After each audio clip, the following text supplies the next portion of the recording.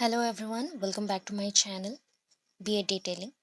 Okay so assessment related ना सारे questions बहुत ही इंपॉर्टेंट होता है and assessment is very important topic in pedagogy. Most probably इस बार के असेसमेंट रिलेटेड अगर क्वेश्चन सोलो ओ एस एस टी में 3 to 4 क्वेश्चंस थे उसमें एंड इसको करोगे तो सी शॉर्ट आपको असेसमेंट रिलेटेड में नियर अबाउट अभी 60 अराउंड 60 क्वेश्चन और 60+ क्वेश्चंस दूंगी. सो इसको याद रख लो, समझ लो, सुन लो, देन आपका मैक्सिमम डाउट्स क्लियर हो जाएंगे. Okay, let's start. Time waste नहीं करेंगे, बिल्कुल भी टाइम हमारे पास है नहीं. सो चलो स्टार्ट करते हैं. The first question is assessment includes the students dash quantitative description, qualitative description, values judgement, all of the above. Assessment means होता है कि परफॉर्मेंस चेक करना, बच्चों का परफॉर्मेंस को चेक करना, मेजरमेंट करना. दैट मीन्स हम उनके qualitative and quantitative, that means कितने अमाउंट में उनका नॉलेज अटेनमेंट हुआ है, एंड क्वालिटेटिव उनके कैरेक्टर वाइज उनका नॉलेज कैसा है एंड वो कैसे वैल्यूज को लर्न करे. तो all of the above is the right answer for this question. सारा ऑप्शन करेक्ट है, सो हम डी में टिक करेंगे. Then next question, which of the following related to summative assessment. Summative भी आएगा तो आपका formative भी आएगा. Summative and formative में difference क्या है? Which of the following related to formative assessment नहीं पूछा है, submative assessment. अच्छा, submative assessment कब होता है? Just like मैं आपको याद रखने के लिए बोल देती हूँ कि sub that is a summative mention है. सम मीन्स क्या होता है? ऐड. सो हम क्या करेंगे ना, टोटल पढ़ाने के बाद बच्चों को उसके एंड में, जब एंड ऑफ द सीजन हो या एंड ऑफ द सेशन हो या एंड ऑफ द कोर्सेस हो, तब उसका टेस्ट किया जाएगा. तो carried out at the end of the course, carried out at the end of the course, that is called summative assessment. Next चलते हैं. That is next question is the assessment carried out at the end of a learning cycle. एक learning cycle that means a learning session के बाद में अगर खत्म होता है and to provide the evidence of the achievement, उनके achievement का एक एविडेंस रखना रहता है, देन हम कौन से टाइप का असेसमेंट को मेंशन करते हैं. सपोज थिंक कर लो कि असेसमेंट के टाइप्स यहाँ पे मेंशन किए गए हैं. कितने टाइप्स हैं यहाँ पे? 3 टाइप्स असेसमेंट मेंशन है. तो first one is assessment for learning, assessment of learning, assessment as learning. So यहाँ पे मेंशन किया गया आउट है, carried out at the end of the learning cycle. पूरा लर्निंग साइकिल को एंड करते हुए जो टेस्ट होता है मेजरमेंट करने के लिए, that is called assessment of learning. जो भी लर्निंग हुआ है उसका असेसमेंट करना रहता है. ठीक है, देन नेक्स्ट चलते हैं. अभी ये याद रखो कि ये एंड में हो रहा है, तो एंड में होगा तो ऑफ लगेगा, असेसमेंट ऑफ लर्निंग. अभी नेक्स्ट क्वेश्चन है असेसमेंट ड्यूरिंग द इंस्ट्रक्शन. जब हम इंस्ट्रक्शन दे रहे हैं तब अगर हो रहा है तो ये हो रहा है for learning, that is for learning. Of होने से दैट इज एंड होगा, एंड में टेस्ट करेंगे लर्निंग सेशन के एंड में, एंड ड्यूरिंग होने से असेसमेंट फॉर लर्निंग होगा. Right answer. देन नेक्स्ट चलते हैं और एक क्वेश्चन है उसी related. Assessment focus on students reflection. Student ने क्या अचीव किया या क्या अचीव करना चाहते हैं वो अपने फ्यूचर में, own future learning goal is known as dash. तो ये हो गया as learning, assessment as learning. उनका गोल जिसमें डिसाइड हो या गोल हम रिफ्लेक्ट कर सकते हैं अपने लर्निंग के थ्रू, वो असेसमेंट होता है एज लर्निंग. यहाँ पे बच्चों का परफॉर्मेंस चेक कर रहे हैं एंड ऑफ दिस सीजन में. यहाँ पे बच्चों का हम इंस्ट्रक्शंस देते हुए टेस्ट कर रहे हैं, तो दैट इज़ कॉल्ड फॉर. और अगर हम उनका गोल्स जानना चाहते हैं या गोल्स को रिफ्लेक्ट करना चाहते हैं तो एज. ओके, इंपॉर्टेंट क्वेश्चन है, रिमेंबर करके रखिएगा. which of the following is not related to the characteristics of the assessment for learning occurs throughout the learning process. ठीक है, make each student understanding visible, conducted at the end of the course, the teacher decide what can be done for the student. तो यहाँ पे देखिए which of the following is not related to the characteristics for learning. for mention किया गया है, for. ठीक है, characteristics of learning नहीं मेंशन है, फॉर मेंशनड है. तो फॉर में क्या होता है? ड्यूरिंग द इंस्ट्रक्शन हम क्या करते हैं, लर्निंग प्रोसेस को टेस्ट करने के लिए ड्यूरिंग द इंस्ट्रक्शन हम टेस्ट लेते हैं, एसेस करते हैं, तो ये करेक्ट है उसके लिए. Then make each student understanding the visible, वो भी करते हैं. टीचर जानना चाहते हैं उनके कंसेप्ट के थ्रू बच्चों का कितना. सो कौन सा कैरेक्टर मतलब कौन सा कैरेक्टर यहाँ पे मैच कर रहा है, दैट इज कौन सा कैरेक्टर यहाँ पे मैच करेगा, दैट इज नॉट के साथ भी एंड फॉर के साथ भी. तो उस related conducted at the end of the course, conducted at the end of the course वो होता है आपका करेक्ट असेसमेंट फॉर नहीं होगा, ऑफ लर्निंग होगा, assessment of learning. The next चलता है, in assessment for learning teachers uses it on dash a tool to investigate about word their students know. For learning mention है again, तो investigate करते हैं कि उनको क्या जानना है, what can be done for the student for their improvement, ये आपका एज लर्निंग होता है। यहाँ पर हम इंस्ट्रक्शंस देते हैं, तो हम क्वेश्चन में चलेंगे।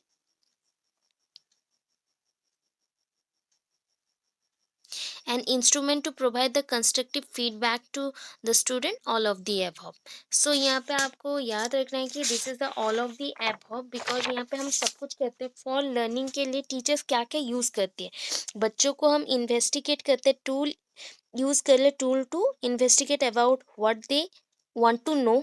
देन हम स्टूडेंट के लिए इम्प्रूवमेंट के लिए कुछ करते हैं, एंड उनके लिए इम्प्रूवमेंट के लिए इंस्ट्रूमेंट भी बनाते हैं कि बच्चों से हम कुछ कंस्ट्रक्टिव फीडबैक ले सके। सो उसके according all of the above is the correct answer.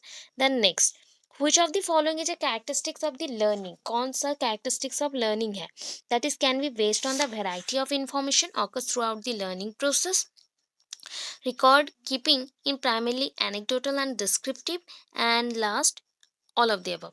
यहाँ पे following is a characteristics of learning पूछा गया है। कैरेक्टरिस्टिक्स ऑफ लर्निंग ऑलवेज ये variety of information sources carry करता है, ये लर्निंग प्रोसेस के थ्रू आउट चलता है, रिकॉर्ड्स भी कैरी करता है, तो all of the above is the correct answer. Next, which of the following is principle of assessment for learning, principle बोला गया है, असेसमेंट फॉर लर्निंग बोला गया। Provisions of effective feedback to the student, feedback देना student को, active involvement of the student in their learning, adjustment, teaching to take account of assessment. यहाँ पे all of the above again आएगा, because इसमें बच्चों को हम फीडबैक देते हैं कि तुम्हारे क्या प्रॉब्लम है, इंस्ट्रक्शंस देना, देन इन्वॉल्वमेंट देखना, एंड बच्चों को हम उनके रिजल्ट्स के लिए adjusting, teaching to take account of results, take account of results of assessment, ये सारी चीज़ हम करते हैं बच्चों के लिए उनके लर्निंग में इम्प्रूवमेंट लाने के लिए, तो all of the above is the correct answer. Next, which of the following is not ये strategy of assessment for learning, assessment for learning के लिए ये एक स्ट्रैटेजी नहीं है।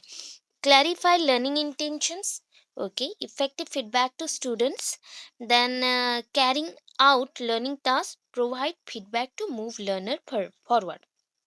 इंस्ट्रक्शंस देने से क्या क्या करते हैं, बच्चों को हम इंटेंशंस, लर्निंग इंटेंशन, उनके इंटेंशंस को क्लैरिफाई कर सकते हैं, carry out the learning task भी कर सकते हैं, एंड बच्चों को मूव भी कर सकते हैं एक जगह से उनकी दूसरी जगह को, दैट मीन्स उनके माइंड को। तो इफेक्टिव फीडबैक टू स्टूडेंट, अगर हम अच्छे अच्छे फीडबैक दे दें ऑलवेज, बच्चे और डेवलप करेंगे क्या, नहीं, तो ये स्ट्रैटेजी असेसमेंट फॉर लर्निंग में नहीं आता है। Next question, the main purpose of an assessment for learning क्या है, feedback to teacher, feedback to learner, feedback to teacher and learner, none of the above। feedback to teacher and learner दोनों के लिए चाहिए, feedback only बच्चों के लिए नहीं चाहिए, टीचर के लिए भी चाहिए। next, the assessment of learning is used to clarify learning for reporting to dash, किसको हम रिपोर्टिंग करेंगे, क्या क्लैरिफाई करना चाहते हैं, क्या सर्टिफाई करना चाहते हैं, स्टूडेंट्स को, पेरेंट्स को, सिस्टम को, ऑल ऑफ द अबव को, कि assessment of learning, assessment of learning बच्चों को जो एंड में, सीजन के एंड में जो टेस्ट होता है, ये असेस करते हैं, उनके परफॉर्मेंस को हम किसे किसे दिखाते हैं, सिस्टम को दिखाते हैं, स्टूडेंट को दिखाते हैं, पेरेंट्स को, all of the above. The role of teacher in assessment of learning request to provide dash, क्या करेंगे, असेसमेंट ऑफ लर्निंग में कौन सा रोल ऑफ टीचर प्रोवाइड क्या करता है, clear description what to be learn, क्या पढ़ना है वो बताता है, मैकेनिज्म बताता है कि ऑल्टरनेटिव कौन सा मैकेनिज्म हम यूज़ कर सकते हैं तो सेम लर्निंग आउटकम्स मिलेगा, रिजल्ट्स मिलेगा, description of the assessment process, कौन सा असेसमेंट प्रोसेस हमने यूज़ किया है, तो all of this is the correct answer. Next चलते हैं हम लोग, sorry, then which of the following is not related to planning of assessment of learning, which of the following is not related to planning assessment of learning, assessment of learning बोला गया, किनके planning को हम यहाँ पे associate नहीं करते, what to assess ये तो टीचर करेंगे, मैथड्स एम्प्लॉय टीचर करेंगे, रिपोर्टिंग भी टीचर करेंगे, स्टूडेंट्स इन्वॉल्वमेंट, बच्चों को हम इन्वॉल्व करते हैं क्या, एग्जाम जब करना रहता है एंड ऑफ द सिस्टम में, जब एग्जाम करने रहता है उसके प्लानिंग करने रहते हैं, तो हम बच्चों को इन्वॉल्व नहीं करते, हम खुद करते हैं, एज ए टीचर बनाते हैं। So as a teacher question paper हम बनाएंगे, वो एग्जाम्स देंगे, तो स्टूडेंट इन्वॉल्वमेंट यहाँ पे नहीं चाहिए। Which of the following is an area of assessment of learning: collection of information in important curricular achievement, interpretation of information achieved in the new knowledge domain. Both A and B, none of the above. Which of the following is an area of assessment of learning? कौन सा area है? collection of information in important curricular achievement, ये तो correct है. Interpretation of information, पहले information को collection करो then interpret करो, बच्चों को समझाओ, उनके नॉलेज का जो डोमेन है that is a cognitive domain तक पहुंचाओ. तो both A and B is the correct answer. C none of the above नहीं होगा. 16. Which of the following method used for the in assessment of learning? क्या करते हैं? Portfolio कर सकते हैं, प्रेजेंटेशन, एग्जीबिशन. अभी ये सारा प्रोसेस को यूज किया जाता है बच्चों के अचीवमेंट को चेक करने के लिए. असेसमेंट किया जाता है कब करते हैं? जब एग्जाम के एंड आता है या सेशन का एंड आता है तब किया जाता है. तो all of the above is the correct answer. In assess of learning, rigorous, reliable and valid and equitable process of assessment are followed to ensure क्या? ये जो होता है लर्निंग रिगोरस है, रिलायबल है, वैलिड है, इक्विटेबल है, सबके लिए सेम है. वैलिडिटी कितना पीरियड तक है, मतलब कितना पीरियड तक वो यूज़ हो सकता है, कहाँ कहाँ यूज़ हो सकता है. रिलायबल है, दैट मीन्स वो एक मटेरियल है जो कि परफेक्टली यूज़ हो पा रहा है कि नहीं हर एक मोमेंट पे. एंड रिगोरस, उसको हम कितने टाइम और कितने वे से यूज़ कर सकते हैं. तो इसके अकॉर्डिंग ये सारे कैरेक्टर किसके हैं? क्वालिटेटिव कैरेक्टर है, क्वांटिटेटिव नहीं है, क्वालिटेटिव कैरेक्टर है. तो क्वालिटी को फॉलो करता है. ठीक है. नेक्स्ट क्वेश्चन में आते हैं. Which of the following is not required for the maintenance of recording assessment of learning? student pace of learning, description of component of measures, accuracy of the measures, criteria used for measures. So यहाँ पे student pace हमें नहीं चाहिए, that means rhythm में उनका जो learning चल रहा है कि नहीं वो नहीं चाहिए. हमें not required for maintenance of recording assessment, हमें recording रखनी है कि बच्चों का assessment हो पा रहा है कि नहीं. इसके लिए हम student का rhythm को नहीं रखेंगे. that means उसका क्या learning process up down चल रहा है ये नहीं चेक करना. उसके बाद का process आता है recording में. ठीक है. 18 का ए होगा answer. Which of the following, ये characteristics of the good report. Good report का कैरेक्टरिस्टिक्स क्या है? वो ऑनेस्ट होगा, ठीक है, फेयर होगा, कंटेक्चुअल डाटा होगा. दैट मीन्स ऑल ओवर सब यूज कर सकते हैं. वो फेयर होगा, फेयर जजमेंट रहेगा, पार्शियलिटी बिल्कुल नहीं रहेगा, ऑनेस्ट रहेगा. So all of the above is the correct answer. Which of the following is related to assessment as learning? Assessment as learning के ऊपर क्वेश्चन आया.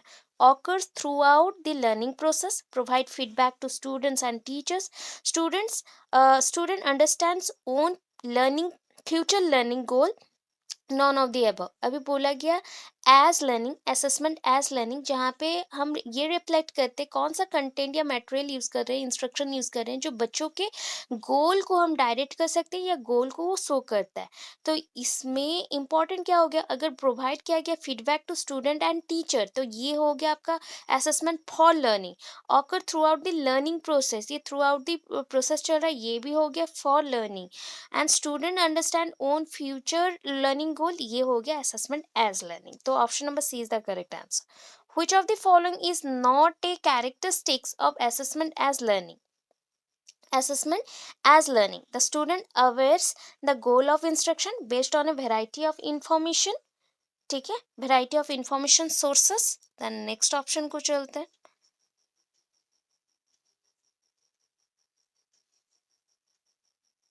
focus on quality rather than quantity and implies student ownership and responsibility. तो option number कौन सा आपको correct लग रहा है? बिकॉज यहाँ पे क्वेश्चन ऐसा है, which of the following is not a characteristics of assessment as learning? सो ये ना आपका जो assessment as learning है, मैं पहले भी स्टार्टिंग में बोल चुकी कि ये डिपेंड करता है कि कितने सारे रिसोर्सेस अवेलेबल है इंफॉर्मेटिव वाले, जो बच्चों से ही हम कलेक्ट कर रहे हैं सो दैट बच्चों का गोल क्या है जान सके. सो आपका option number B is the correct answer होगा. Then next, assessment of learning focused on. Assessment of learning क्या फोकस करता है? ऑफ लर्निंग बोला गया, लर्नर्स पार्टिसिपेशन एक्टिविटी, हाँ. Acquisition of knowledge and understanding, opportunity to 3H, that is the thing, that is head आएगा, share. आप क्या करते हो? शेयर कहाँ से करते हो? आप हाथों से करोगे. एंड एक्ट, जहाँ पे आप इमोशनली एक्ट करते हो हार्ट से. तो 3H को ये सपोर्ट करता है. तो ये हो गया ऑल ऑफ द अबव.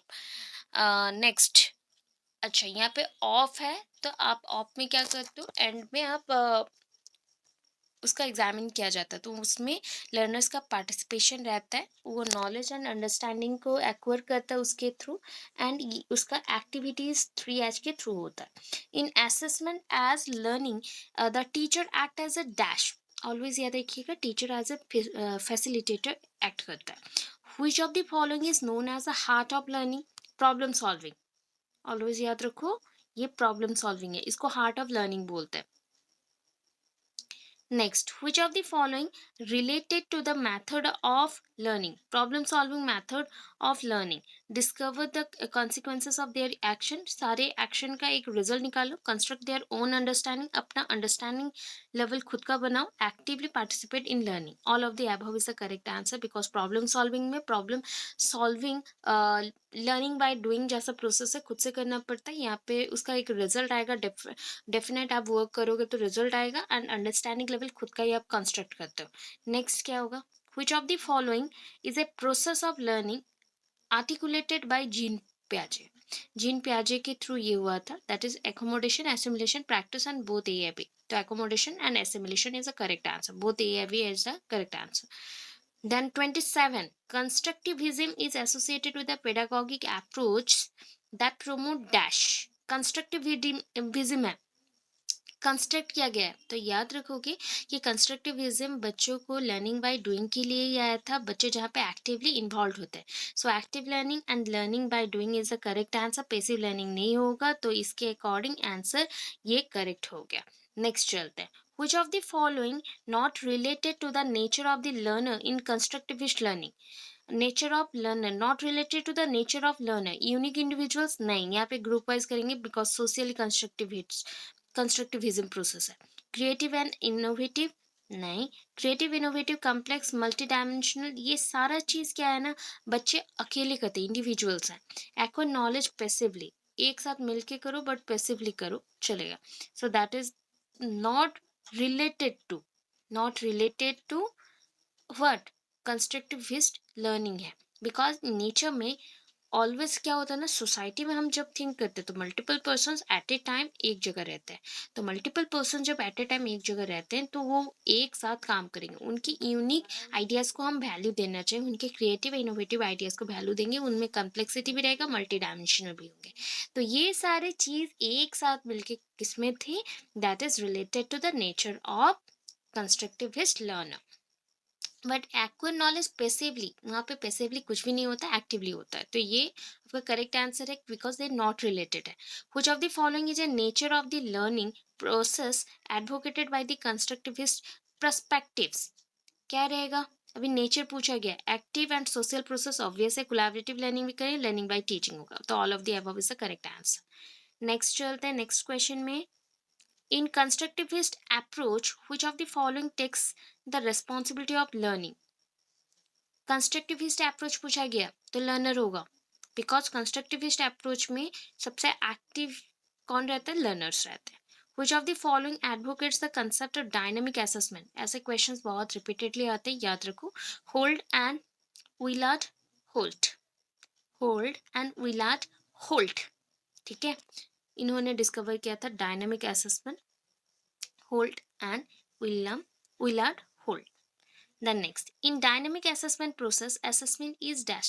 अच्छा, what is dynamic? Dynamic means changes. जिस assessment को हम individual के need के according थोड़ा modify कर सकते हैं उनके goal achieve करने के लिए, तो उसको हम dynamic assessment बोलते हैं। तो ये होल्ट एंड विलार्ड होल्ट ने डिस्कवर किया था, एंड ये assessment यहाँ पे जो डायनेमिक असेसमेंट में असेसमेंट का मीन है तो वो होता है continuous and interactive. Always continuous and interactive होगा, बिकॉज ये कंटिन्यूस इसलिए है कि ये चलते रहता है, इंटरैक्टिव है जिसमें सारे लोगों को इन्वॉल्व कर सकता है, बट रिजिड हो गया तो वो एक फिक्स्ड हो जाएगा, and material and method based हो गया तो वो फिजिकल बेस्ड हो गया, वो उतना इन्फ्लुएंस नहीं कर पाएगा, तो नॉन ऑफ द अबव भी नहीं आया, बी सी भी नहीं होगा, कंटिन्यूस एंड इंटरैक्टिव होगा। Then next, in constructivist perspective knowledge should not be divided into dash. Constructivist approach के थ्रू या पर्सपेक्टिव नॉलेज के through knowledge should not be divided into different dash. Knowledge को हमने divide नहीं किया है subject and compartment wise, subject and compartment wise, okay. तो chapter wise तो कुछ नहीं होगा, ऐसे आपका आंसर ये हो जाएगा, that is both A and B, because उसके अकॉर्डिंग हमने should not be divided into, उसको डिवाइड नहीं किया है कंपार्टमेंट और subject wise. Assignments are used for the purpose of dash learning evaluation admission, admission के लिए यूज नहीं होता है, लर्निंग एंड इवैल्यूएशन के लिए यूज होता है, इसलिए correct answer is D. Okay, next. Specific activities to be carried out at the home by student is called dash. जो काम आपको दिया जाए एज ए टीचर, मैं आपको कुछ काम देती हूँ एंड वो टास्क आप घर पे करते हो एक स्पेसिफिक टाइम पीरियड के अंदर, देन उसको हम बोलते हैं प्रोजेक्ट। प्रोजेक्ट ये अगर ऑफिशियली होता एंड मैंने एक वर्ड यूज़ किया कि डेफिनाइट टाइम के अंदर किया जाता, तो वो होता प्रोजेक्ट। ठीक है, घर पे भी करने से वो प्रोजेक्ट होता। अगर आपको कुछ टाइम दिया गया एंड रिलैक्स होके बोला गया कि आप असाइनमेंट बनाओ एंड इजीली सारे पॉइंट्स को इंक्लूड करते हुए अपने वर्ड्स में लिखो, तो that is called assignment. Home task regular basis पे जो दिया जाता है वो होम टास्क है। ड्राइंग जिसमें आप यूज़ करते हो different types of creative ideas को, वो होते हैं ड्राइंग, बिकॉज वो कलरफुल थोड़े होंगे एंड डिफरेंट आइडियाज़ को रिफ्लेक्ट करते होंगे। So which of the following skills of students can not be judged during the limited time allotted for the teaching. So कौन सा स्किल होगा बच्चों का जिसको जज नहीं कर सकते एक लिमिटेड टाइम पीरियड के अंदर? That is a presentation of observation, नहीं गिव नहीं कर सकते। Information in a systematic way, organisation of the important aspect of a topic, all of the above. तो all of the above is the correct answer, because ये सारी चीज़ों को हम बहुत जल्दी में जज नहीं कर सकते बच्चों का। During the teaching most of the lesson ends dash. देखे हो आप लोग, टीचिंग जब किया जाता है तो हम लोग लास्ट में क्या लिखते हैं? असाइनमेंट और होम टास्क। सो यहाँ पे असाइनमेंट्स, होम टास्क मेंशन नहीं है, तो यहाँ पे असाइनमेंट्स आप मेंशन करेंगे, टिक करेंगे। प्रोजेक्ट जब बहुत ज़्यादा हो जाता है वर्क एंड वर्कलोड को थोड़ा कम करना रहता है, दैन प्रोजेक्ट यूज होता है। या worksheet completion, that is just like हम एक पेपर वर्क दे रहे, कुछ क्वेश्चन दे रहे एंड लिमिटेड पीरियड में उसको कंप्लीट करना रहता है, वो वर्कशीट हो गया। तो यहाँ पे विद एन असाइनमेंट्स होगा। Which of the following is not an advantage of assignment? Provides additional learning experience, additional practice, और ऑप्शन देखते हैं नेक्स्ट।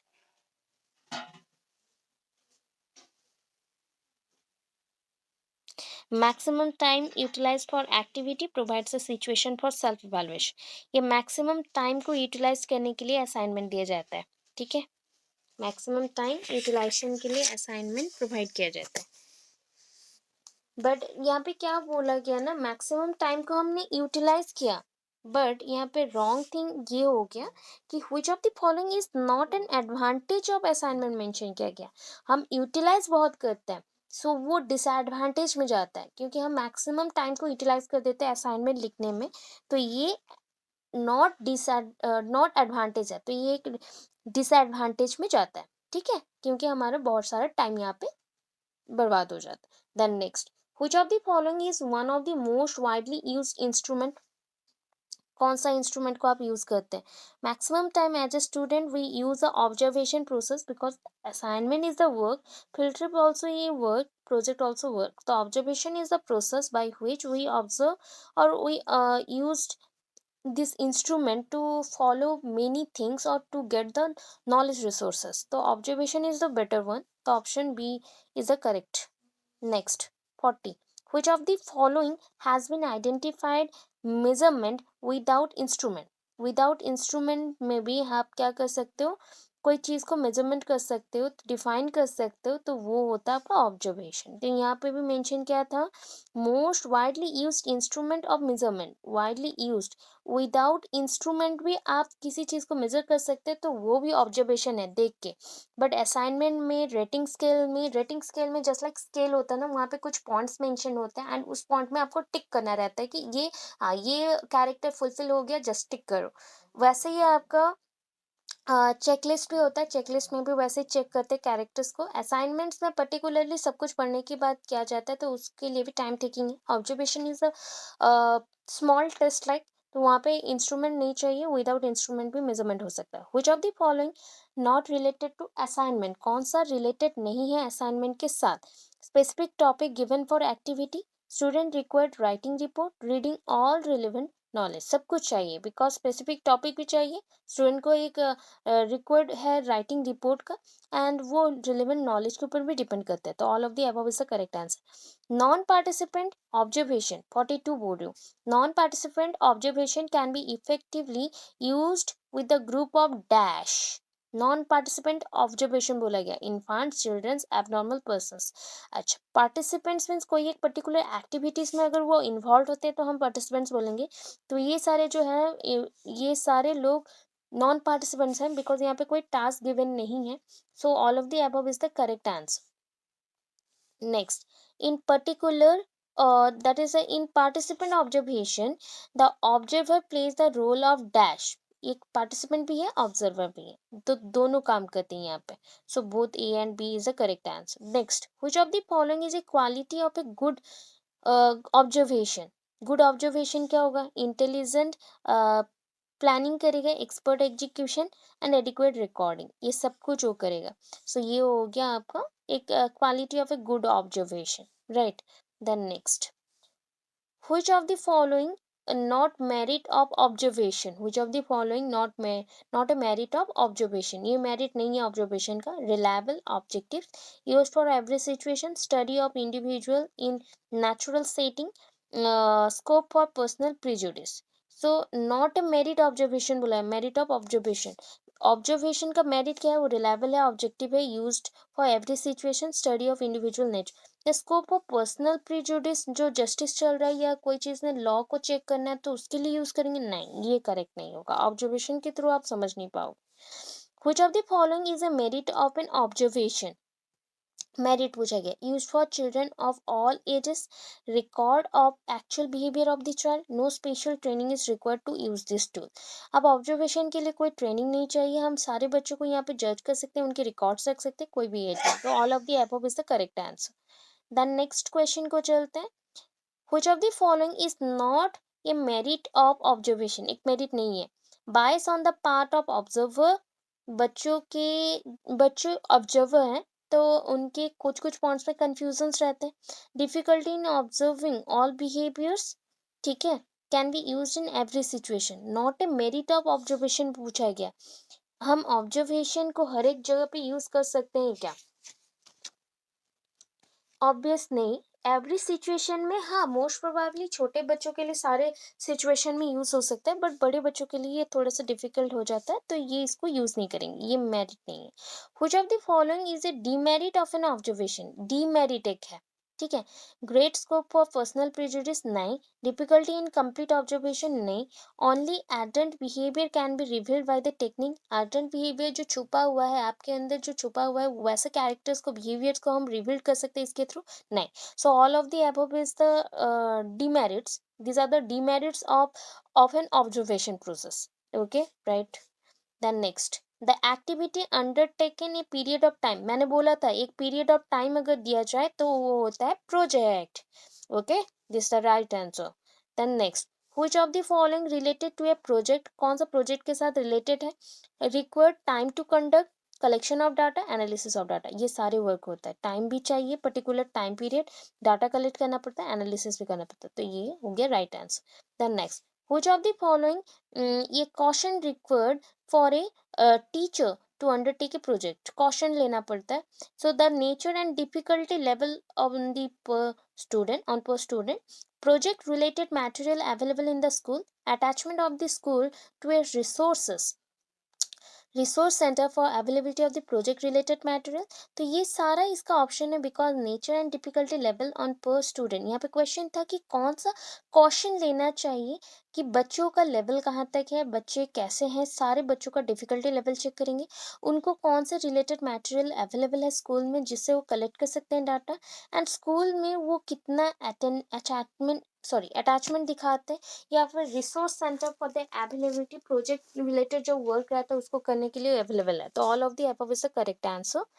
देन 52 में चलते हैं। That is which of the following is not an advantage of a project? Required more time to conduct, opportunity for group work, develop positive attitude, learning from each other. So यहाँ पे सबसे सब कुछ important है, but ये थोड़ा सा disadvantage जैसा है बिकॉज इसमें बहुत टाइम लगता है। सॉल्व करने के लिए। Which of the following is a suggestion for implementing a project? Student choose an topics, बच्चे चूज करेंगे टॉपिक्स को। एनकरेज करो सारे बच्चों को ग्रुप में जितने, opportunity to explain and investigate, सबको मिलना चाहिए। So all of the above is the correct answer. Then next चलते हैं।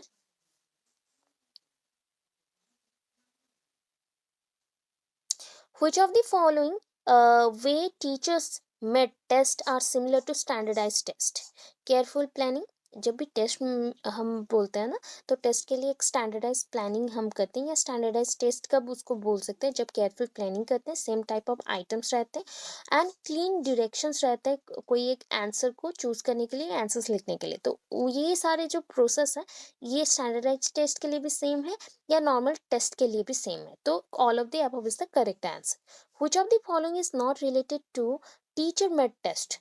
टेस्टिंग क्लासरूम अचीवमेंट, ये तो रहना ही चाहिए। यूजफुलनेस ऑफ द मटेरियल, जो भी यूज्ड होगा एक्टिविटीज में उसका यूजफुलनेस देखो, ये नहीं होता है। इफेक्टिवनेस भी देखते हैं, हम मेजर भी करते हैं आउटकम्स को। सो यूजफुलनेस हम चेक नहीं करते। सो दैट ये हो गया correct answer for this question, because they're not related to teacher made test. Which of the following is not a feature of teacher made test? Items arranged in order of difficulty, ये तो correct है। The test covers the whole content, obvious, ये भी ठीक है। Employed on a tool for formative evaluation, ये भी correct है। Required sophisticated technique for preparation, नहीं, कोई एक पर्टिकुलर डिफिकल्ट कंसेप्ट नहीं चाहिए, टेक्निक्स नहीं चाहिए इसको प्रिपेयर करने के लिए। तो ये हो गया आपका feature of teacher made test का नहीं है, ये feature of teacher made test का नहीं है।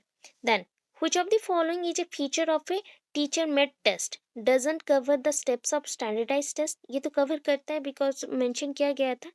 Then preparation and administration of the test is economical, ये भी होगा। Test items conforms to the blueprint में जैसे मेंशन रहेगा उसके अकॉर्डिंग होगा। तो all of the above is the correct answer. Which of the following is not a planning of teacher made test? Determine the purpose and objective, ये तो obvious हमने पढ़ा अभी। Deciding length of the test, ये भी हमने किया। Preparation of the test items, ठीक है, ये प्लानिंग में नहीं आता, नॉट ए प्लानिंग, ये प्लानिंग नहीं है, ठीक है। प्रिपरेशन हम कर रहे हैं ना, प्रिपेयर कर रहे हैं। Specifying the object in behavioural, तो ये तो सब होगा, but preparation of the test material planning में नहीं आएगा। अच्छा नेक्स्ट देखो। Which of the following is the philosophical aspect of test construction? Philosophical aspect में अगर देखोगे तो planning, preparing, trying, item analysis. तो planning is the right answer, because ये चार ऑप्शन से उसके चार पार्ट्स हैं, planning, preparing, trying out and item analysis. तो planning is the philosophical, because ये कंसेप्ट बेस्ड होता है, तो उसके बाद ही हम चल सकते हैं। तो last question, which of the following is related to use of teacher made test?